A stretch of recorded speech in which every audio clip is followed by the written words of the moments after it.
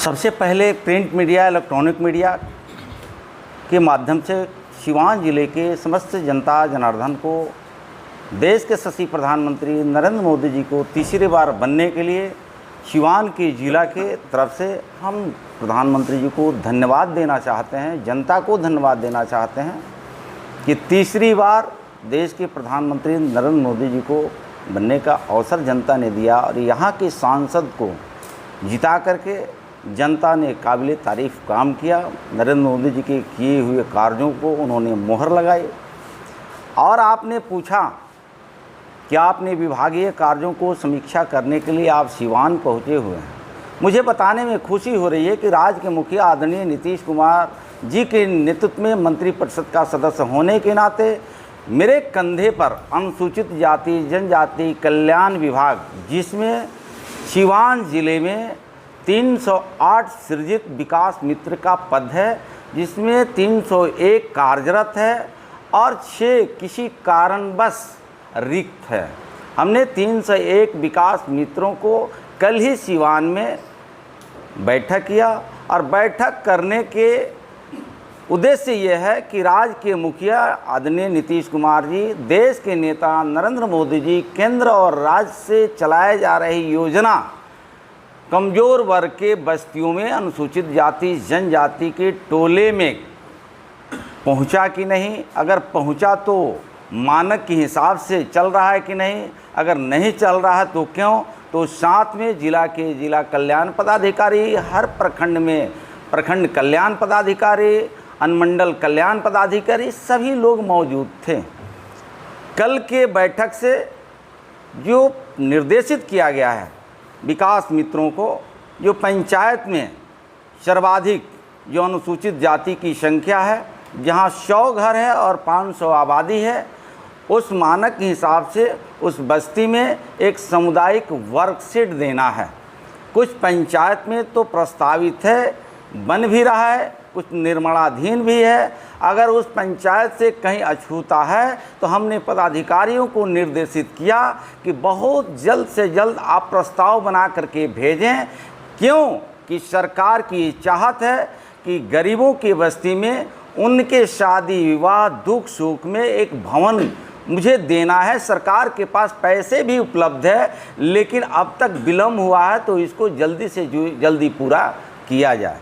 साथ ही सिवान जिले में 7 छात्रावास हैं, 1 बालिका छात्रावास है और 5 बालक छात्रावास हैं।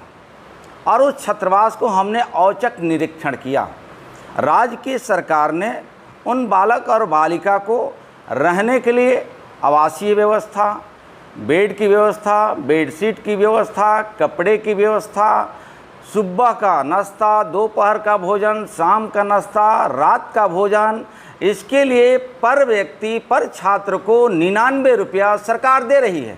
लेकिन जब हमने औचक निरीक्षण किया, उस निरीक्षण में घोर लापरवाही देखी गई।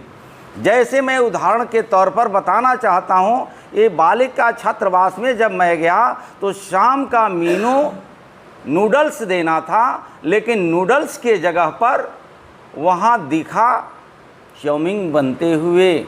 जबकि राज्य के वरीय डॉक्टर्स का एक रिपोर्ट आई है कि बच्चों को चाउमीन नहीं खिलाना है, लेकिन वहाँ घोर अनियमितता देखी गई। नूडल्स आपके मेनू में दिखा, लेकिन वहाँ चाउमीन खिलाया जा रहा। हमने त्वरित DW वहाँ मौजूद थे, उनको निर्देशित किया कि जितने जल्द हो सके जिनकी लापरवाही है लिखित में इनके ऊपर कार्रवाई होनी चाहिए। अगर इनके ऊपर कार्रवाई नहीं होती है तो DW भी तैयार रहे, आपके ऊपर मैं स्वयं कार्रवाई विभाग से कराऊंगा, उन्होंने आश्वस्त किया।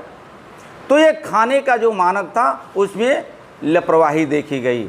15 जुलाई तक उन अनुसूचित जाति के छात्र और छात्रा को पोशाक उपलब्ध करा देना था, लेकिन 8 अगस्त हो गया, अब तक उन बच्चियों और बच्चियों को जो मानक के हिसाब से कपड़ा उपलब्ध करा देना था, अब तक कपड़ा भी उपलब्ध नहीं हो पाया है। जब त्वरित हमने जांच किया और गहन पूछताछ किया तो ये जानकारी मिली कि हम 15 अगस्त के पहले कपड़ा उपलब्ध करा देंगे, नापी हो गया है, सिलाई के लिए चला गया है, ये बात मुझे जानकारी हुई। लेकिन जो विलंब का कारण है, क्यों विलंब हुआ, बच्चों को जब कपड़ा का पैसा सरकार ने आपको उपलब्ध करा दिया तो कपड़े आपने अब तक क्यों नहीं दिया, ये घोर अनियमितता इस पर भी देखी गई।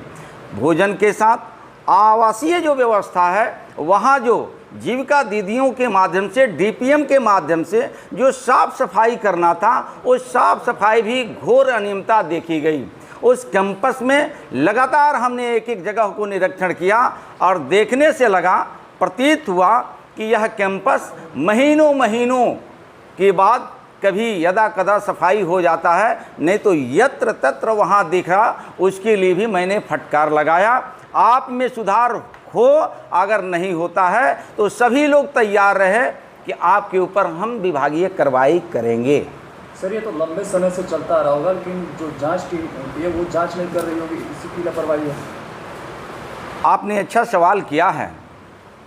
ये 14 साल से विकास मित्रों की पद सृजित हुई और सरकार ने विकास मित्रों के पद पे नियुक्ति भी हो गई। लेकिन खुशी मुझे इस बात की हो रही है कि कल हमने बैठक में पूछा कि आप 14 साल से विकास मित्र हैं, तो कई ऐसे हमारे बीडब्ल्यू और डीडब्ल्यू ने बताया कि पहला आप मंत्री हैं 14 साल में कि सीधे आप विकास मित्रों के साथ सरकार बैठ करके उनके कमी कमजोरी को और गांव में कैसे विकास की गतियां बढ़े, इस पर आप चर्चा कर रहे हैं। ये राज्य का अनुसूचित जाति कल्याण विभाग का पहला मंत्री है और जिनकी जांच करना था समय समय से साफ सफाई। मैं गुणगान नहीं कर रहा हूँ, ये लोकतांत्रिक देश है, लोकतांत्रिक राज्य है। लोकतांत्रिक तरीके में जनता जिसके साथ खड़ी होती है वो सरकार के पार्ट होते हैं, सरकार की मुखिया होती है। 90, 95, 95, 2000, 2005, 15 साल के बिहार की जनता ने माता पिता की सरकार जो कुशासन के नाम से जानी जाती है, जंगल राज के नाम से जानी जाती है, गुंडा राज के नाम से जानी जाती है, उन्हीं के राज में कहीं शिल्पी कांड के नाम से जाना गया, कहीं चंपा विश्वास के साथ अत्याचार हुआ, कहीं बीबी विश्वास के साथ अत्याचार हुआ, कहीं रमई राम दलित मंत्री के साथ अत्याचार हुआ, कहीं पूर्णवासी राम दलित मंत्री के साथ अत्याचार हुआ, बाबू जगजीवन राम जी के साथ अत्याचार हुआ, उनकी पुत्री मीरा कुमार जी के साथ अत्याचार हुआ।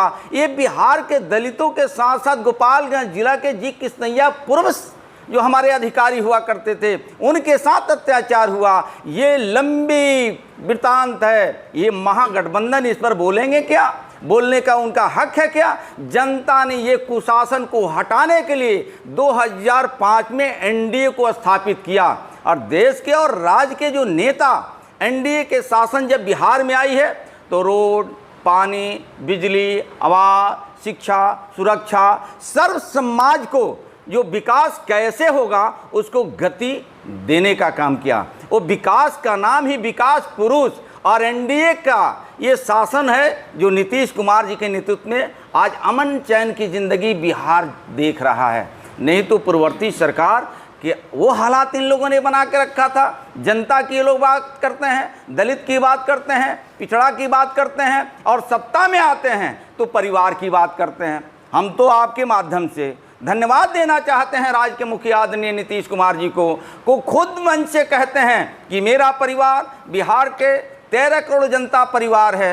देश का नेता नरेंद्र मोदी जी वो अपना परिवार देश के 1 अरब 40 करोड़ जनता को परिवार मानते हैं। ऐसे नेता देश के लिए, राज्य के लिए समर्पित हैं। लेकिन महागठबंधन के नेता वो दिल्ली में बैठे हो, राज्य में बैठे हो, बात करते हैं देश की, बात करते हैं राज्य की और सत्ता जैसे मिल जाती है तो बात करने लगते हैं परिवार की। ये देश और परिवार के और जनता राज्य की सब जान चुकी है, देख चुकी है। उनके झांसे में बिहार और देश की जनता आने वाली नहीं है। एनडीए विकास के नाम से जानी जाती है। जनता एनडीए को पसंद करती है। जब जब लोकतांत्रिक तरीके से मत दे करके सत्तासीन करना होता है, जैसे अभी गत लोकसभा के चुनाव हुआ, लंबी लंबी बात करने वाले, खटाखट की बात करने वाले आज 4 पर निपट के रह गए। मैं तो स्पष्ट कहता हूँ 4 जो आंकड़ा है बहुत खराब होता है। 4 तब लोग मिलते हैं जब अंतिम संस्कार में घाट पर ले जाना होता है, उनके लिए अशुभ ये आंकड़ा है। जनता ने उस जगह पर पहुंचा दिया। अब क्या उनको चाहिए? मुझे लगता है ज़्यादा कुछ न कहते हुए बिहार की जनता को हम धन्यवाद देते हैं, देश की जनता को हम धन्यवाद देते हैं कि विकास पुरुष और विकास पंत बिहार की जनता दो नेता को चुना, नरेंद्र मोदी जी को और नीतीश कुमार जी को। यही वजह है कि आज हैना साहब को बंद कमरे में बुलाकर मीटिंग कराई जा रही है। तेजस्वी यादव और हैना साहब की मीटिंग हुई, इस पर क्या कुछ करेंगे? चर्चा का विषय बना सर इस पर क्या कुछ कहेंगे? महागठबंधन के चाल चरित्र अल्पसंख्यक समाज के लोग हों या दलित समाज के लोग हों, ये देखा है। ये लोग सत्ता में जब आते हैं तो अल्पसंख्यक को भी भूल जाते हैं, दलित को भी भूल जाते हैं। जब यही जनता सत्ता से बाहर कर देती है तो अपने वोट बैंक को ठीक करने में ये लोग लग जाते हैं। कितने अत्याचार करेंगे? सिवान की जनता, सिवान की अल्पसंख्यक, बिहार की अल्पसंख्यक उनसे पूछना चाहता है कि उनके अंतिम संस्कार में आपके सांसद थे, आपके नेता थे, उनके बलबूते पे आप सरकार में क्या नहीं किया है। लेकिन जब उनके अंतिम संस्कार में आपके घर से आपके नेता कोई दिखने तक नहीं आया, उस परिवार को हालचाल जानने तक नहीं आया, लेकिन आज घड़ियाली आंसू जो दिखा रहे हैं, ये बिहार के अल्पसंख्यक ये बात को भूलने वाला नहीं है। और शायद अब जितना इनको कयास लगाना है लगा लें, जहाँ इनको जाना है जा लें, लेकिन इससे समाज पे कोई रत्ती भर असर पड़ने वाला नहीं है। और उनके परिवार की ये बात है, महागठबंधन की बात है। हम लोग 365 दिन का साल होता है, कमज़ोर वर्ग के, अनुसूचित जाति, पिछड़े समाज के, सर्व समाज में जो कमज़ोर लोग होते हैं उनकी हम लोग चिंता करते हैं। देश और प्रदेश में हमारे कमज़ोर वर्ग की स्थिति कैसे मजबूत हो। मुझे लगता है कि इससे बाहर मुझे जाने की भी आवश्यकता नहीं। आपने सवाल किया, उसका हम थोड़े से जवाब देने के लिए रखा है। और उनके परिवार की ये मसला है, कौन कहाँ जा रहा है नहीं जा रहा है, लेकिन ये सिवान की जनता तो निर्णय एनडीए के पक्ष में दिया। जो विजया लक्ष्मी जी यहाँ से सांसद चुन करके गई, तो ये पूरे के पूरे जवाब हमारे जब सांसद जीत के गई है उसे पूर्ण हो जाता है। खुल गया आपके शहर सिलीगुड़ी में फोर्थ हिल हॉस्पिटल, जहां पर neuro, pulmo, ortho, gastro, psychiatry, general surgery, gynaecologist, urology, general medicine, child specialist, plastic surgery के लिए एक्सपर्ट डॉक्टर्स की व्यवस्था है। साथ ही साथ burn unit, CT scan, USG, x-ray की भी सुविधा उपलब्ध है। तो देर ना करें, आज ही चले। हमारा पता है फोर्थ हिल हॉस्पिटल, दार्जिलिंग मोड़, नियर बाबा लोकेनाथ टेम्पल, दागापुर, सिलीगुड़ी।